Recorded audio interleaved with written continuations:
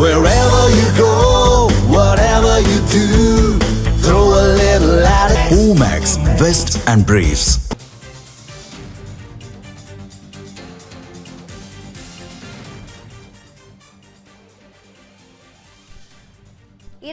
விழுக்காடு வரை ஈரப்பதம் உள்ள நெல்லை கொள்முதல் செய்ய வேண்டும் என தமிழக அரசுக்கு இபிஎஸ் வலியுறுத்தி இருக்கின்றார்.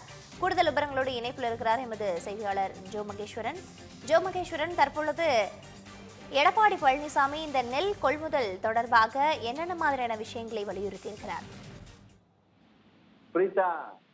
காவிரி டெல்டா மாவட்டங்களில் வழக்கத்திற்கு மாறாக அதிகமாக குறுவை நெல் சாகுபடி செய்யப்பட்டிருக்கிறது. அதிகமாக மகசூலும் கண்டிருக்கிறது. கிட்டத்தட்ட 3/4 மேல் அறுவடையானது தற்பொழுது நடைபெற்று முடிந்திருக்கிற சூழல்ல, ஆனால் இந்த தீபாவளி என்பது நிறைய விவசாயம், நிறைய மகசூல், நிறைய கைவிடுதல் கண்டிருக்கோம். ஆனால் விவசாயிகள் மகிழ்ச்சியாக இல்லை இன்னைக்கு டெல்டாவில் அப்படிங்கிறது தான் நம்ம தொடர்ந்து கடந்த நாட்களாக பார்த்துட்டு இருக்கோம். தமிழ் ஜனம் தொடர்ந்து காவிரி டெல்டா மாவட்டங்கள்ல நேரடி நெல் கொள்முதல் நிலையங்கள்ல விவசாயிகள் உற்பத்தி செய்த அறுவடை செய்த நெல்லை கொள்முதல் செய்யறதை நம்ம தொடர்ந்து பதிவு பண்ணிருக்கோம். சட்டப்பேரவையிலுமே இது எதிரொலிச்சது. சட்டப்பேரவையுடைய எதிர்கட்சி தலைவர் எடப்பாடி பழனிசாமி இது குறித்து சட்டப்பேரவையிலுமே குரல் எழுப்பியிருக்கார். ஆனால் உணவுத்துறை அமைச்சர் சொன்னதுக்கு மாறாக கள நிலவரம் என்பது இருக்கிறத நம்ம பார்க்க முடிகிறது. இப்ப நேற்றைய தினமும் எதிர்கட்சி தலைவர் தன்னுடைய கோரிக்கையும் தன்னுடைய கருத்தையும் வெளியிட்டார். ஆனா இப்ப கூட ஞாயிற்றுக்கிழமையும் நெல் கொள்முதல் செய்யப்படும். நாளைக்கு தீபாவளி.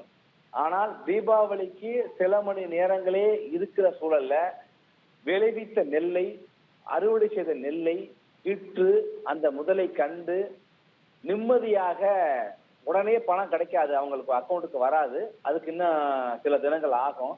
ஆனாலும் கூட நெல்லை வித்துட்டோம், நெல்லை கொடுத்துட்டோம் அப்படிங்கிற நிலைமை கூட இன்னைக்கு ஒரு நிம்மதி கூட இல்லை அப்படிங்கிறதான் விவசாயிகளுடைய டெல்டா மாவட்டங்கள்ல தஞ்சை, திருவாரூர், நாகை, மயிலாடுதுறை மாவட்டங்கள்ல இருக்கு. ஏன்னா கடந்த 16ஆம் தேதியிலிருந்து பருவமழை தொடங்கி விட்டது. வடகிழக்கு பருவமழை மழையிலையும் ஒரு பக்கம் நனையுது.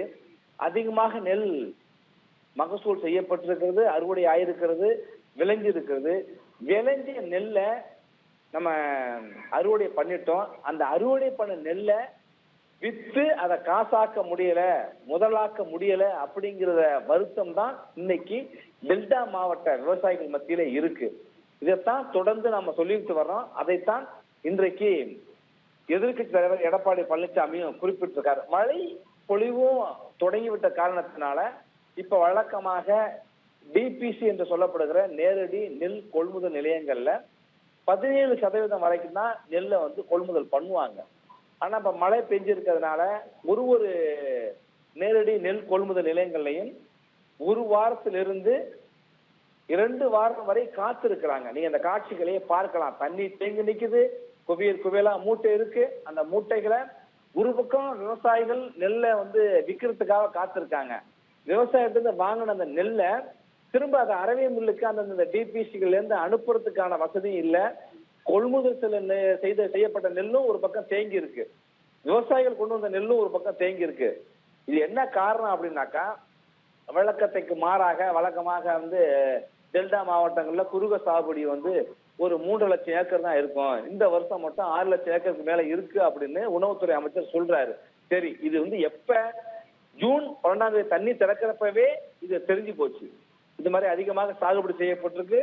அப்புறம் வரலாற்று சாதனையாக இலக்கெல்லாம் நிர்ணயம் பண்ணாங்க அப்படின்னாக்கா நெல்லை கொள்முதல் செய்யறதுக்கான ஏற்பாடு செய்திருக்கணும்ல.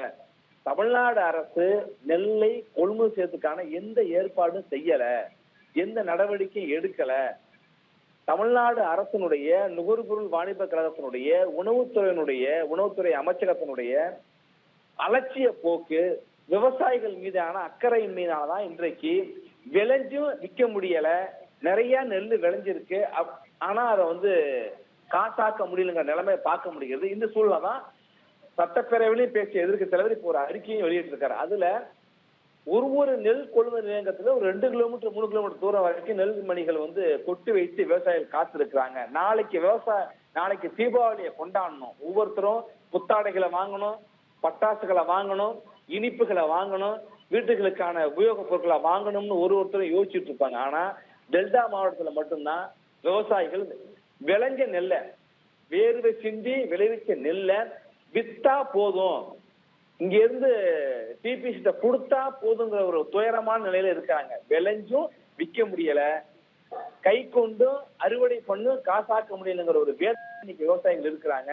எனவே இந்த அரசனுடைய கையாளகத்தனத்தால, செயலற்ற தன்மையினால, ஒரு திட்டமிடல் இல்லாத காரணத்தினால வரலாற்று சாதனையாக கொள்முதல் இலக்கு வச்சிருந்தாலும் கூட அதை சரியாக நடைமுறைப்படுத்த முடியாத காரணத்தினால கண்ணீர் தீபாவளியாக, கசக்கும் தீபாவளியாக இருக்குன்னு நம்ம சொன்னோம்.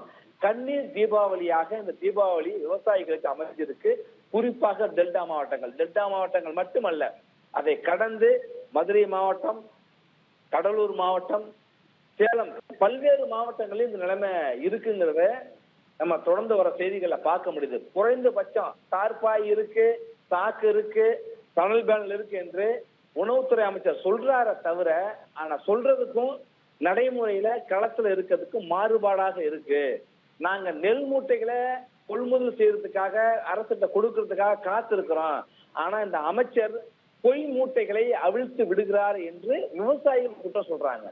அந்த அளவுக்கு கள நிலவரம் ஒன்றா இருக்கு, உணவுத்துறை அமைச்சர் சொல்றது ஒன்றாக இருக்கு அப்படிங்கறதான் நம்ம விவசாயிகளோட குற்றச்சாட்டுல இருந்து பார்க்க முடிகிறது. இந்த சூழல்ல இனிமேலாவது காலம் தாழ்த்தாமல் போர்க்கால அடிப்படையில 17% மட்டுமே இலக்கு வைக்காம 22% வரை ஈரப்பதம் இருக்கிற நெல்லை கொள்முதல் செய்ய அரசு நடவடிக்கை எடுக்க வேண்டும். அதற்கான பரிந்துரையை மத்திய அரசுக்கு கொடுக்க வேண்டும். மத்திய அரசு தான் அதுக்கு அனுமதி கொடுக்க வேண்டும் என்று காலம் தாழ்த்தாமல், தட்டி கழிக்காமல் மத்திய அரசுக்கு அதற்கான உரிய பரிந்துரையை கொடுத்து விட்டு விவசாயிகள் கொண்டு வந்திருக்கிற, உற்பத்தி செய்திருக்கிற, அறுவடை செய்திருக்கிற, மகசூல் கண்டிருக்கிற விளைஞ்ச எல்லா நெல்லையுமே நேரடி நெல் கொள்முதல் நிலையங்கள்ல உடனடியாக கொள்முதல் செய்ய வேண்டும், போர்க்கால அடிப்படையில் நடவடிக்கை எடுக்க வேண்டும் என்று சட்டப்பேரவையினுடைய எதிர்க்கட்சி தலைவர் முன்னாள் முதலமைச்சர் எடப்பாடி பழனிசாமி குறிப்பிட்டு இந்த அறிக்கையில சொல்லியிருக்கிறார். நன்றி ஜோ மகேஸ்வரன், உங்களுடைய விவரங்களுக்கு. Wherever you go, whatever you do, throw a little at it. Omax, Vest and Briefs.